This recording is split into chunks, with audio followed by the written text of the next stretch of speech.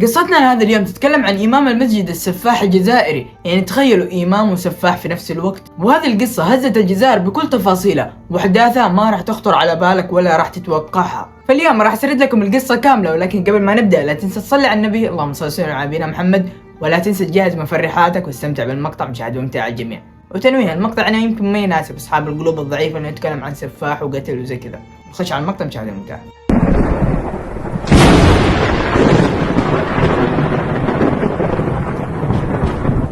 السلام عليكم، كيف حالكم؟ عساكم طيبين. معكم اخوكم احمد حمود من قناه مستر حمود على اليوتيوب. رجعنا لكم فيديو جديد وقصه جديده، وقصتنا اليوم تتكلم عن امام مسجد وفي نفس الوقت سفاح. متخيلين الموقف؟ تخيل انه يكون عندك امام مسجد كل يوم تصلي معاه في المسجد وتشوف هذا امام المسجد وكل الحاره تعرفه، ولكن تكتشفون بعد فتره انه هو اساسا سفاح وقاتل متسلسل. يا ساتر. فمقطعنا لهذا اليوم راح نتكلم عنه، راح نعرف ايش سوى هذا الامام السفاح. ولكن قبل ما ابدا مقطعنا لا تنسى تحط لايك، تكتب كومنت عزل زيك يا عسل. واذا انت مشترك جديد او توك جاي على القناه اشترك يا عسل وانشر القناه لكل اخوياك. شرفت فيكم يا حلوين. مبتدئ عادي، ادعموني واسعدوني، واذا في اي اخطاء وحاجه علموني. الله يسعدكم. خشوا المقطع، مشاهدة ممتعة يا حلوين. لا تنسى تجهز مفرحاتك يا حلو. خشوا على المقطع. قصتنا لهذا اليوم بدأت في عام 2003 في الجزائر في منطقة اسمها الجلفة. كان في ولد عمره 9 سنوات وساكن في قلعة قديمة زي البيوت الأثرية تعتبر. كان هذا الولد جالس على السطح بيأشر لشرطة من الحرس اللي يوقفون عند أحد البوابات في الإدارة الحكومية اللي قريبة من بيتهم، ويأشر للعسكري، والعسكري هنا شافه وأشر له، ولكن العسكري ما يدري ايش يبغى منه هذا الولد وليش جالس يأشر له. الولد هنا لما شاف العسكري يرد عليه بالإشارة تجرأ انه يخرج من البيت ويروح عنده بسرعة بيكلمه. قال له مرحبا عمو، كيف حالك وكيف حال أخبارك؟ العسكري هنا رد عليه وقال له أهلا عزيزي، آمرني. الولد رد عليه وقال له عمو أنا عندي مشكلة في البيت وأبويا قاتل وقتل أخويا. هنا العسكري استغرب ومو مصدق اللي قاعد يقوله هذا الولد الصغير، وقال له كيف؟ رد الولد وقال أنا شفت أبويا في أحد الغرف في البيت، وعندنا مخزن في البيت في هذه الغرفة وأبويا حافر فيها حفرة، ويقول أنا شفت جثة أخويا جوة هذه الحفرة، وأخويا تقريبا أكبر مني ب10 سنوات. فالعسكري هنا ما اهتم لكلامه وبدأ يسأله أنت تلعب ألعاب ولا ايش تسوي يعني؟ فهنا العسكري يعني خلاص مشي ما صدقه، والولد رجع للبيت ورجع يبكي. فهنا شافته اخته اللي اكبر منه ب5 سنوات وسالته ايش بك تبكي ليش؟ وهنا رد عليها الولد وقال لها انه انا شفت عسكري ورحت تكلمت معاه وقلت له انه شفت ابوي حافر حفره في البيت، وقلت له كمان انه جوه هذه الحفره جثه اخويا عبد القادر. هنا سالته وقالت له ليش رحت للعسكري؟ ليش رحت تكلمه؟ فهنا قال لها انا رحت له لكن طردني وما سمع كلامي. هنا قالت خلاص انتهى، ما دام اللي اصغر مني اتجرأ وراح يكلم العسكري والعسكري ما صدقه، فالحين جاء دوري انا راح اكلم العسكري وراح اتجرأ اكلمه. فالبنت هنا راحت بسرعه راحت تكلم العسكري. فهنا العسكري استغرب ايش قصه هذول، وقالت للعسكري يا عمو فعلا ترى ابويا قتل اخويا اللي اكبر مني واسمه عبد القادر وشال جثته وحطها جوا البيت. فهنا العسكري قام وسالها وقال لها هذاك اللي قبل شويه جاء سالني وقال لي هذا الكلام، هل هو اخوكي؟ فردت عليه وقالت له ايوه هذاك اخويا وجاني وقال لي انك طردته. فراح وقال لها العسكري روحوا يناديه الحين خليه يجي. وين والدكم الان؟ قالت له والدنا خارج البيت ودائما يجي بعد العشاء. وفعلا البنت رجعت البيت واخذت اخوها اللي اسمه صدام ورجعت مره ثانيه للعسكري، والعسكري اخذهم ووداهم لمديريه الامن ودخلهم على ضابط المركز وقال له هذا الولد والبنت بلغوني انه ابوهم قتل اخوهم واللي يسمى عبد القادر واللي تقريبا اكبر منهم ب19 سنه. فهنا الضابط اخذ كلامهم على محمل الجد وسالهم كيف صار هذا كله. قالوا له نحن ما نعرف، ولكن في يوم من الايام جاء ابونا وقال لنا نروح للسوبر ماركت وقال انا راح اجي معاكم الحين، وكان معاه اخونا عبد القادر. فهنا رحنا وانتظرناه في السوبر ماركت وتأخر علينا مرة ومرة 4 ساعات. فهنا رجعنا للبيت ودقينا الباب وفتح لنا أبونا وكان مرة مرتبك وقال لنا إيش جابكم ليش رجعتوا؟ فردينا عليه وقلنا له نحن استنيناك كثير عند السوبر ماركت وشعرنا بالملل وطفشنا فقلنا نرجع للبيت. فتقول نحن دخلنا البيت وقال لنا أبونا إنه رايح يتوضأ وراح يروح يصلي في المسجد، أبدا لا أحد يخش الغرفة هذيك، وأشر على غرفة.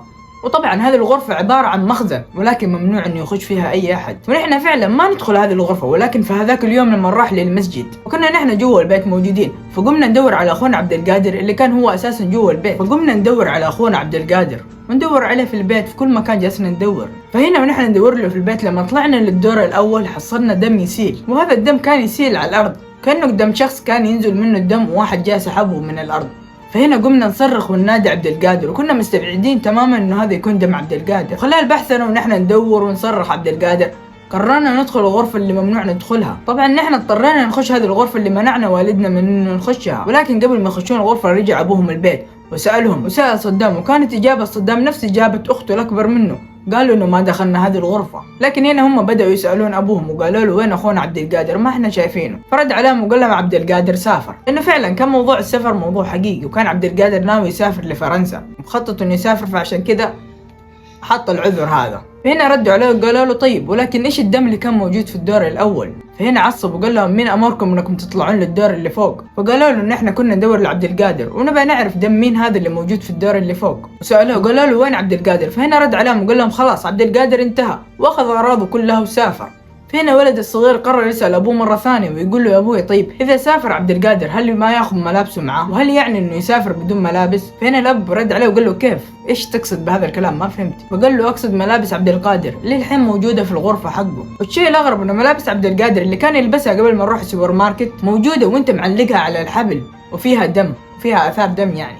طبعا هنا الأب عصب عليهم وغضب مرة وقال لهم إذا سألتوني مرة ثانية راح أضربكم، وهم يخافون من هذا الأب لأنه يسبب لهم رعب. حاليا هذه المعلومات كلها اللي ذكرتها قالوها الأطفال الاثنين لضابط الشرطة. فهنا الضابط قال لهم دلوني على البيت حقكم، ولما وصل الضابط البيت قام واقتحم البيت والقى القبض على الأبو، وعلى طول الضابط راح يتوجه للغرفة اللي تكلموا عليها الأطفال، وفعلا حصلوا فيها جثة عبد القادر وجابوا الطب الشرعي والأدلة الجنائية وحفروا وحصلوا أنه موجود جثة ثانية كمان. جثة مين هذه؟ جثة امرأة، وكانت حامل هذه الامرأة وتخلص منها هذا الأب قبل 5 سنوات، وكان يستخدم هذا الأب الغرفة هذه زي المقبرة في البيت، اللي ما يعجبه في البيت يقوم يذبحه ويدفنه في هذه الغرفة. هنا الضابط قام وسأل الأولاد وقال لهم أمكم وينها؟ طبعا ما قال لهم أنها موجودة في نفس الحفرة، وطبعا قصة أمهم حكاية ثانية، حكايتها طويلة. قبل 5 سنوات ولما اختفت أمنا سألنا أبونا وين راحت أمنا، فرد علينا وقال لنا أنها هاجرت وتركتكم وما تبغى أحد منكم.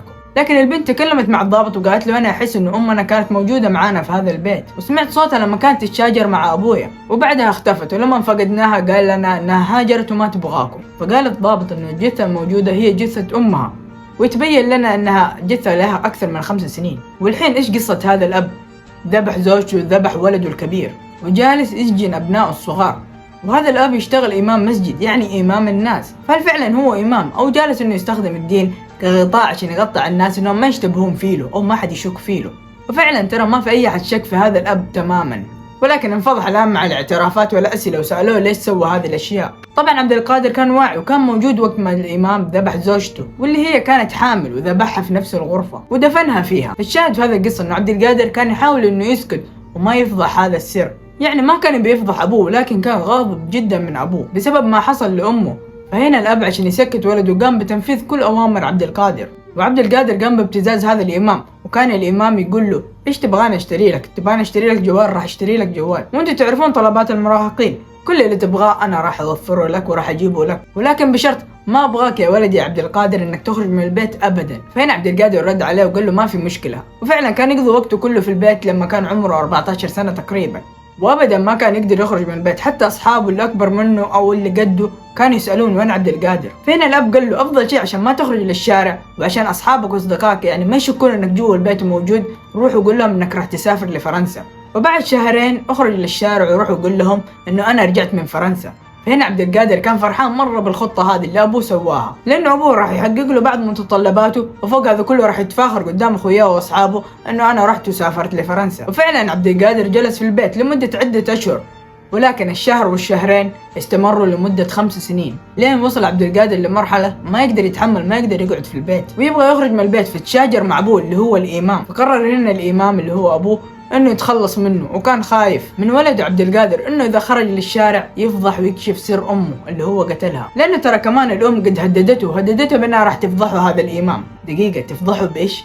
راح تفضحه بانه خطف الاطفال، لانه قد تبين لهم انه الامام هذا خطف هذول الاطفال اللي عنده، وكلهم هذول اللي عنده الاولاد مخطوفين، لانه هو بالاصل اساسا ما يقدر ينجب، وهو ترى كمان تزوج أكثر من مرة، يعني لمدة 10 سنين وهو يتزوج، وكان آخرهم هذه المرأة. والإمام هنا اكتشف إنه هذه المرأة حامل، وعرف إنها ما هي حاملة منه لأنه هو أساسا ما ينجب. لما راح وقال لها انه انت حامل وانا راح اذبحك، وقال لها انا ما انجب اولاد وانت خنتيني، فهي هنا ردت عليه وقالت له انا راح افضحك على موضوع انك خطفت الاطفال. فهنا قام الرجال وذبحها وحطها في هذه الغرفة. فالقصة وما فيها انه تبين للشرطة انه هذا الامام قد خطف الاطفال كلهم، ولكن سبحان الله والحمد لله ربنا نجى هذول الطفلين بعد ما كشفوه. وهنا تمت إحالة هذا الإمام للمحكمة، وانتشر الخبر في كل مكان، وانتشر كيف إنه كان هذا الإمام خبيث، وطبعا سجنوه وحكموا عليه بالإعدام. وطبعا في الجزائر توقف حكم الإعدام من زمان، فتحول حكمه إلى السجن المؤبد. ولكن بعد سنة واحدة ارتفع عنده السكر وتوفى في نفس السجن ومات.